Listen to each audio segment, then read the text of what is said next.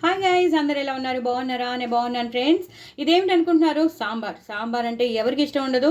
ఎన్నున్నా సరే, కూరలున్నా, పప్పులున్నా, వేరేది ఏ పచ్చళ్ళున్నా సరే, సాంబార్ ఉంటే మాత్రం ఏదో పెద్ద రిచ్ ఫుడ్ తింటున్నట్టే ఉంటుంది. కోర్స్ అది రిచ్ అనుకోండి, చాలా ఎప్పటికైనా సరే ఎవరికైనా రిచ్ అంటే పెద్దవాడు, చిన్నవాళ్ళ నుంచి పెద్దవాళ్ళ వరకు బాగా నచ్చేది ఏంటి అని అడిగితే మనం కంపల్సరీ వాళ్ళ నోట్లో జొంచేది సాంబార్ అని వస్తుంది.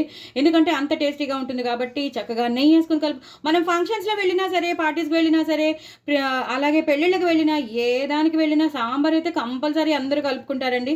అది విరివిగా మనం ఇంట్లో చేసుకుంటూ ఉంటాం. అయినా సరే ఎందుకో సాంబార్ అప్పడాలు వదలరు, సాంబార్ వడియాలు వదలరు. సో ఇలా చేసేసుకుంటే నేను నా దగ్గర ఉన్న ముక్కలన్నీ వేస్ట్ చేసేసాను.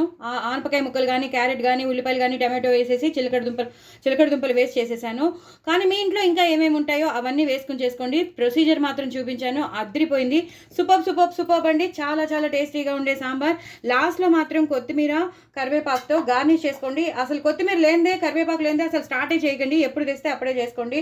అంత అంత ఇంపార్టెంట్ అండి ఈ రెండు మాత్రం సాంబార్కి. ఇవి లేనిదే అసలు ఇంకా సాంబార్ లేదనే మీకు అందరికీ తెలుసు. అలాగే ఇంగు పోపు లేనిదే మీరు సాంబార్ స్టార్ట్ చేయొద్దు. ఇంగు పోపు కూడా తప్పకుండా వేయండి. చక్కగా చేసుకోండి. ఉల్లిపాయలుగా వేద్దాం అనుకున్నాను, బట్ అంతా ప్రెషర్ ప్యాన్లో మ్యాష్ అయిపోయింది.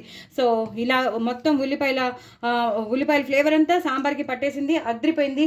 లాస్ట్లో మాత్రం మీరు సాంబార్ పొడి వేసుకుంటే అద్దరిపోతుంది. లాస్ట్ టచ్అప్ మీరు సాంబార్ వేసారనుకోండి, టచ్అప్ అంతా మరిగేటప్పుడు ఎప్పుడు వేసినా సరే లాస్ట్ టచ్అప్ మాత్రం మీరు సాంబార్ పొడి వేసి బంద్ చేశారనుకోండి, ఒక రేంజ్లో ఉంటుంది. ఆ ఎండుమిరపకాయ పోపు, ఆ పోపు వేసేటప్పుడు కారం, ఇంగువ అద్దరిపోతుంది. మీరు ఈ సాంబార్ చేసుకోండి, ఎంజాయ్ చేయండి.